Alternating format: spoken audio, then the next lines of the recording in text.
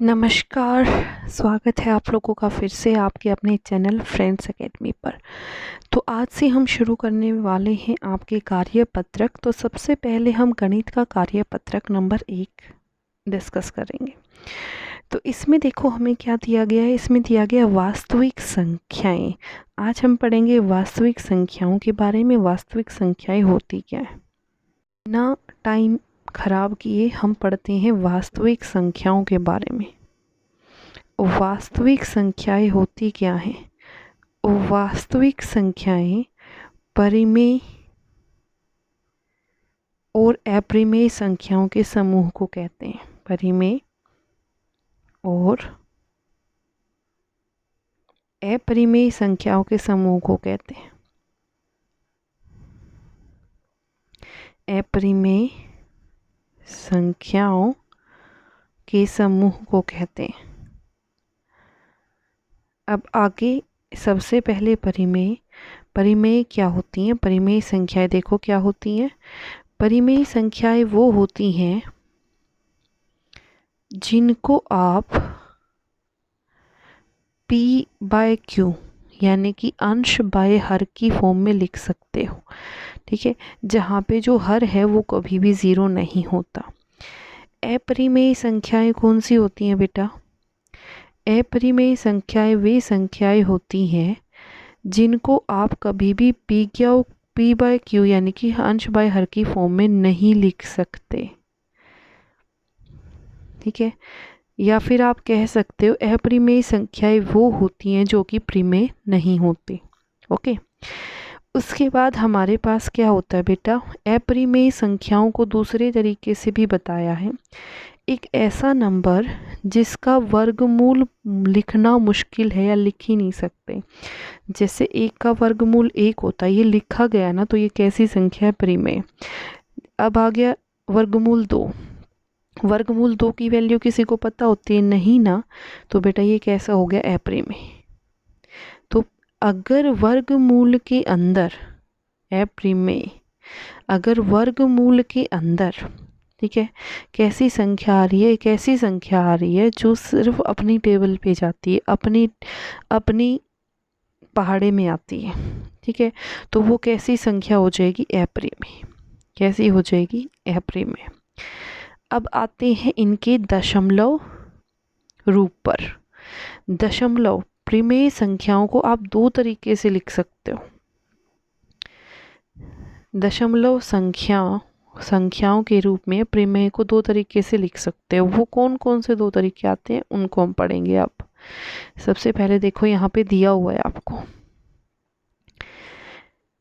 सबसे पहले दिया हुआ है अनअवसानी आवृत्ति, यानी कि जो कभी भी पूरी भाग ना हो, जिसकी भाग चलती जाए, जिसके अंश को हर से भाग दूं तो वो चलती रहे। और दूसरी बात, जो एक टाइम के बाद खुद को रिपीट करना शुरू करे। जैसे 1 4 2 8 5 7, फिर से 1 4 2 8 5, सेम नंबर दोबारा आ रहा है, उसको बोलेंगे अनअवसानी आवृत्ति। दूसरा होता है, ये परिमेय संख्याओं की बात हो रही है सिर्फ। शांत का मतलब क्या होता है? जिसका भाग, जिसको अगर मैं भाग करूं तो भाग करने पे जिसका कुछ दशमलव के बाद जो आपका शेषफल होता है, अगर वो 0 बन जाए तो वो होती है शांत। ये किसके बारे में बात हो रही है? परिमेय। अब आ जाओ अपरिमेय। अपरिमेय की कैसी होती है बेटा? जो ना तो ख़त्म हो और ना उस पैटर्न को रिपीट करे। जैसे यहाँ 4 1 आ गया, फिर 4 2 आ गया, फिर 1 3 आ गया, 9, यानी कि एक पैटर्न कभी भी रिपीट नहीं होगा। एक जैसे नंबर बार बार नहीं आएंगे, कुछ ना कुछ चेंज होता रहेगा। वो कैसी संख्याएं होती हैं बेटा? परिमेय। ठीक है, यहाँ पे उल्टा लिखा हुआ है, इसको करेक्ट कर लेना। ये आपका क्या है? परिमेय, और ये आपका क्या है? अपरिमेय। ठीक है, अब देखो यहाँ पे उससे पहले एक और बात बताई गई है। सह अभाज्य संख्याएं कौन सी होती हैं? वो संख्याएं जिसमें से गुणनखंड केवल एक होता है, जिसमें उभयनिष्ठ यानी कि जो उसको तुम कॉमन लेते हो। जैसे 2 और 3 में सेम तो कुछ भी नहीं है ना, तो ये कैसी होगी, सह अभाज्य संख्याएं, ऐसी अभाज्य संख्याएं जिनमें एक के अलावा कुछ भी कॉमन ना हो। HCF, HCF क्या होता है, बड़ी से बड़ी संख्या जो कि दी हुई अन्य संख्याओं को विभाजित करती है। जैसे 2 और 4 का मैं क्या लूँ, HCF, 2 के गुणनखंड 2 गुना 1, 4 के क्या हो जाएंगे 2 गुना 2, तो 2 एक छोटी से छोटी संख्या जो 2 को भी भाग करेगी, जो 4 को भी भाग करेगी, तो वो क्या हो गया HCF। ठीक है। LCM क्या होता है, एक छोटी संख्या जो अन्य संख्याओं से विभाजित होती है। जैसे 2 और 4 की बात करूं, LCM क्या आएगा 8। 8 सबसे छोटी संख्या है जो 2 से भी भाग होगी, 4 से भी भाग होगी, दोनों से भाग होगी। ठीक है, तो ये हो गया आपका HCF LCM। अब यहाँ आ जाओ, आप छोटी क्लासेस से पढ़ते आ रहे हो, जो ये आपका रूल होता है, देखो ध्यान से, इस रूल के अकॉर्डिंग ये आपका भाज्य, तो ये क्या होगा आपका भाजक, ये क्या होगा भाजक, ये क्या होगा गुणनफल। ठीक है, और लास्ट में यहाँ पे आपका क्या होगा शेषफल।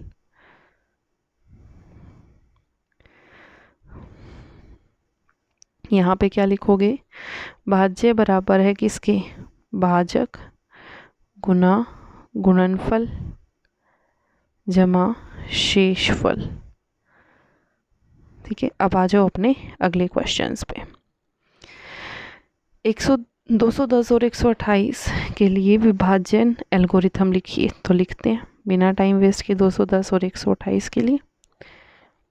210 को जब मैं 128 से भाग करूंगी तो क्या आएगा, 128 एकम 128, 10 में से 8 गए तो यहाँ बचा 10, 10 में से 2 गए 8। क्या होता है, ये आपका भाज्य भाजक भाज्य गुणनफल शेषफल। तो भाज्य बराबर है भाजक गुना गुणनफल जमा शेषफल। ठीक है, अब आते हैं अगले क्वेश्चन पे। अगले में क्या बोला है, 112 गुना 86 का HCF भी निकाल लो और LCM भी निकाल लो। ठीक है, अब आ जाओ अगले क्वेश्चन पे। 186 का निकालूंगी तो कितना होगा, 2 8 16, 2 3 6, सॉरी बाय मिस्टेक मैंने गलत लिख दिया यहाँ पे। अब देखो मैं दोबारा लिख रही हूँ, यहाँ पे क्या आ जाएगा, 2 9 18, 2 3 6। ठीक है, यहाँ पे हमारे पास है 112। 112 को जब मैं देखूंगी तो क्या बनेगा, 2 5 10, 2 6 12, 2 2 4, 2 8 16, 2 14, 2 7, फिर क्या आ जाएगा 7 एकम 7। अब किसको लिखना, 86 को, तो क्या आ जाएगा 2 चौक 8, 2 3 6। ठीक है, तो अगर मैं इनके HCF के लिए करूँ तो क्या आ जाएगा, 2 गुना, यहाँ से किसके बारे में लिख रही हूँ 112, 2 गुना 2 गुना 2 गुना 2 गुना 7। ठीक है, ये था 112, ये गुणनखंड। 86 के क्या थे, 2 गुना 43। तो यहाँ से जो कॉमन है तो वो क्या आ गया HCF। HCF कितना आ गया 2। LCM देखते हैं अब।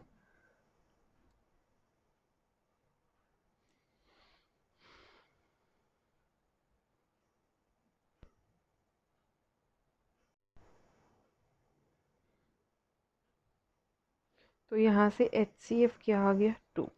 अगर मैं LCM की बात करूँ तो LCM कितना आ जाएगा, 2 तो है ही है, इस 2 के अलावा ये 2, यहाँ से ये 2 और यहाँ से ये 2 और 7 गुना 43। तो यहाँ से कितना बना, 2 दूनी 4, दूनी 8, दूनी 16। ठीक है, 16 सत्ते 112 गुना, सॉरी यहाँ से देखो, अब LCM की बात करूँ तो LCM कितना आएगा, 2 गुना 2 गुना 2 गुना 2 गुना 7 गुना 43। 7 दूनी 14, 14 दूनी 28, 28 दूनी 56, 56 दूनी 112। तो यहाँ से मेरे पास कितना बना 112 अब मैं अगर इनको गुना करूँ HCF की LCM से तो कितना आएगा देखो, क्योंकि उसने यही चीज़ तो हमें बोली है क्वेश्चन में। तो देखो यहाँ से मेरे पास क्या बनेगा, यहाँ से मेरे पास बनेगा HCF मेरा 2 गुना 112 गुना 43, 112 गुना 43, 43 दूनी 86, 86 गुना 112, यही तो आपके नंबर थे। तो प्रोडक्ट ऑफ टू नंबर्स, दो नंबर को अगर मल्टीप्लाई करोगे तो उनका HCF और LCM की मल्टीप्लाई करोगे तब भी क्या आएगा, सेम। ठीक है, अब आते हैं बिना टाइम के वेस्ट किए अपने नेक्स्ट अगले क्वेश्चन पे।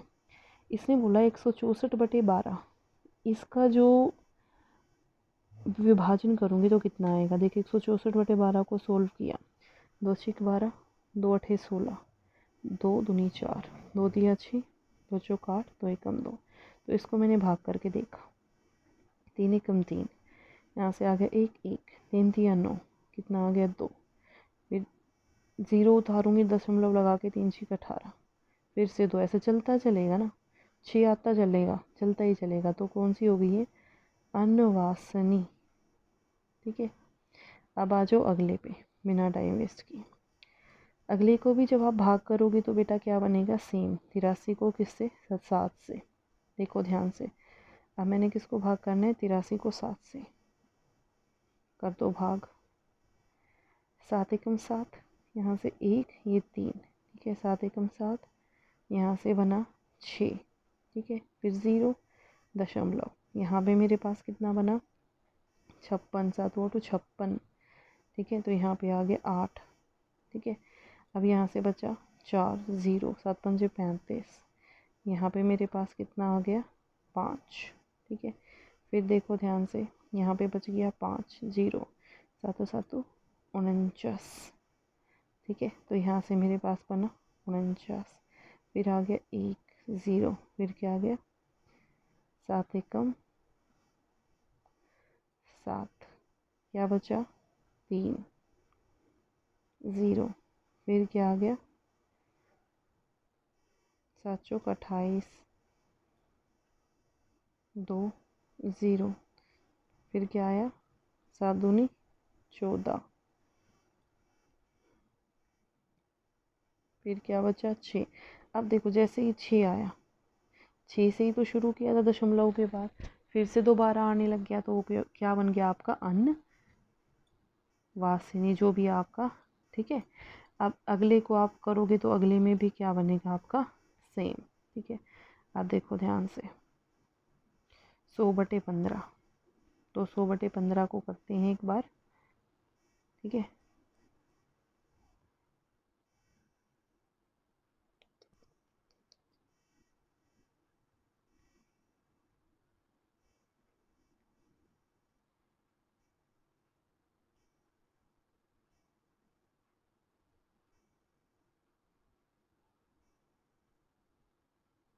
तो 100/15 को जब आप करोगे,